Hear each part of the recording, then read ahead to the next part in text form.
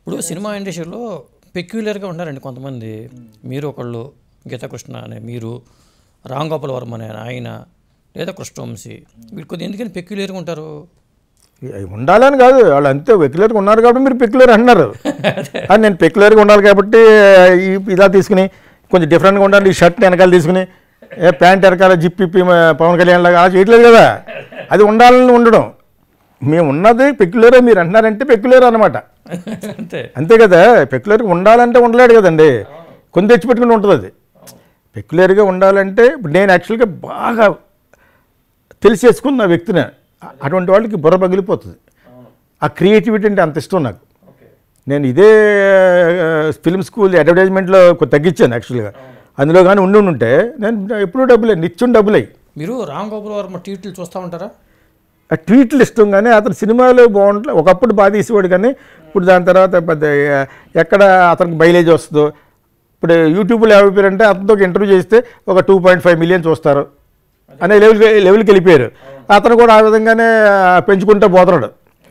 Stuff ఉండదు, stuff అయిపోయిందని అంటున్నారు కొంతమంది, కానీ అయ్యింది ఎవరో తెలియదు. కానీ ఆ టైప్ ఆఫ్ సినిమాలు ఏంటో, ఆ గొడవ ఏంటో, కొన్ని ట్వీట్లు ఇష్టం.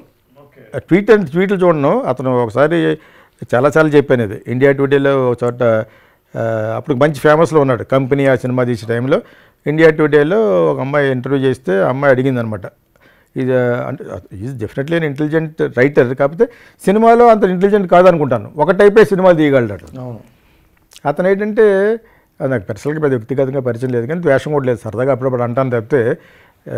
అతను ఆ క్వశ్చన్కి ఇచ్చిన ఆన్సరు నేనే కాదు, సెన్స్ ఆఫ్ హ్యూమర్ ఉన్న ఎవరికైనా అర్థం అవుతుంది. ఓకే, ఏంటి నువ్వు సినిమాల్లో కెమెరామెన్ని వాళ్ళందరినీ వాడేసుకుని వదిలేస్తావు, నెక్స్ట్ సినిమా ఇవ్వట వాళ్ళతో మాట్లాడబట్ట టైప్లో. I was told you don't give a damn, don't give anything with all the other technicians అని అన్నాడు. అడిగింది తను ఆన్సర్ ఇచ్చాడు, in movies there are no marriages, only affairs అన్నాడు. ఒక సెంటెన్స్లో అతని యొక్క ఇంటెలిజెన్స్ అంతా బట్టిపడిందా? అంతే. That's all, is intelligent.